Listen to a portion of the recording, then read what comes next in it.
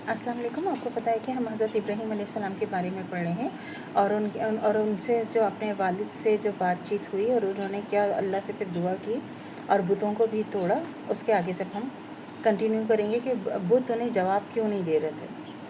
जब इब्राहीम अलैहिस्सलाम आए तो लोगों ने कहा कि इब्राहीम, क्या हमारे माबूदों के साथ ये हरकत तुमने की है? 21:62 इब्राहीम ने कहा, बल्कि जिसने भी कहा है इसलिए उन्होंने किया है कि इनके बड़े बड़े से पूछो, अगर वो बोलते हो तो 21:63 उन्होंने कहा, अपने दिल में गौर किया तो आपस में कहा, बेशक तुम ही जालिम।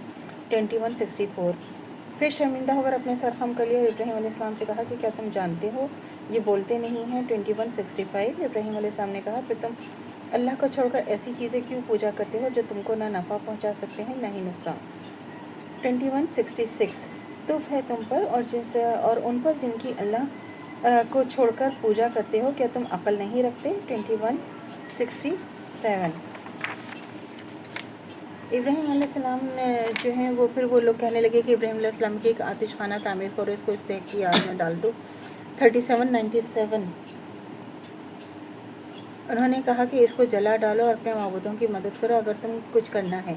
21:68 इन लोगों ने कहा कि इब्राहीम अलैहिस्सलाम के साथ एक चाल चलनी चाहिए, सो हमने इन्हीं को ज़ेर कर दिया। 37:98 और इब्राहीम अलैहिस्सलाम ने कहा कि अपने रब के पास जाता हूँ और वो मुझे रास्ता दिखाएगा। 37:99 हमने कहा, ए आग तो इब्राहीम अलैहिस्सलाम पर ठंडी हो जाए, इब्राहीम अलैहिस्सलाम पर सलामती का सबब बन जा।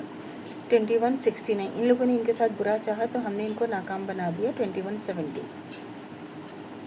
क्या आपने नहीं देखा कि इसको जो इब्राहीम अलैहिस्सलाम से इनके रब के बारे में झगड़ा करने लगा तो गरूर ही में था, तो अल्लाह ने इसको सल्तनत बख्श दी। जब इब्राहीम अलैहिस्सलाम ने कहा कि मेरा रब तो वो है जो जलाता है और मारता है, और वो बोला जला और मार तो मैं भी सकता हूँ। इब्राहीम से कहा, मेरा अल्लाह तो मशरिक़ से सूरज निकालता है, तो इसको मगरिब से निकालते। तो काफिर लाजवाब महबूद होकर रह गया। अल्लाह जालिमों को हिदायत नहीं करता। 258 परिंदों को मारकर कैसे ज़िंदा किया ना, ये आप देखें।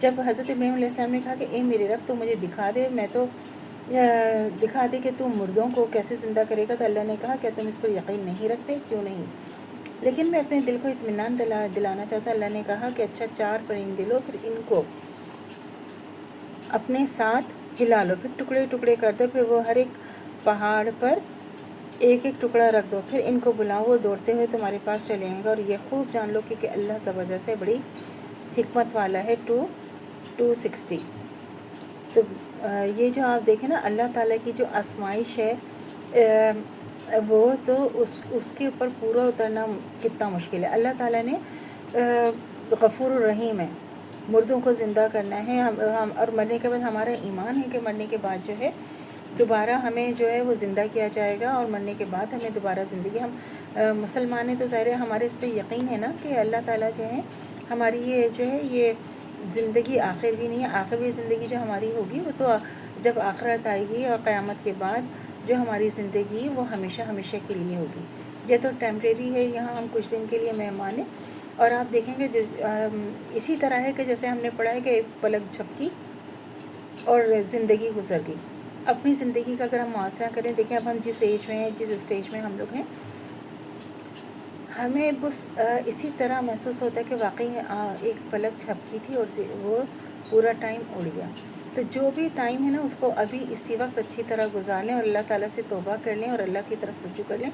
अल्लाह वाकई बड़ा गफूर रहीम, रहम करने वाले और माफ़ करने वाले हैं। तो अल्लाह से दुआ करनी चाहिए जो हमारे ईमान है मरते दम का क़ायम दायम रहे, ख़ात्मा बिल खैर ईमान पर हो। इजाज़त दीजिए, अल्लाह हाफ़िज़। मेरे चैनल को लाइक कीजिए, शेयर कीजिए, सब्सक्राइब कीजिए। शुक्रिया।